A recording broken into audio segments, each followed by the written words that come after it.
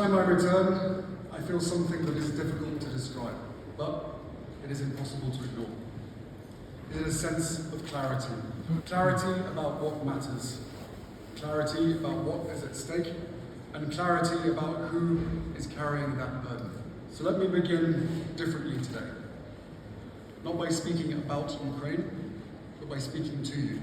To those defending this country, to those holding families, communities, and institutions together under extraordinary strain.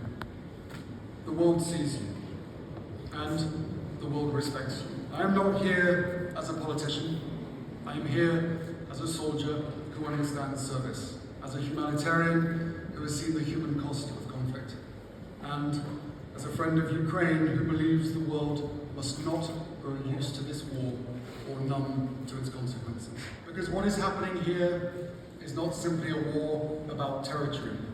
It is a war about values, about sovereignty, about whether the principles that underpin our shared democracy shall hold meaning.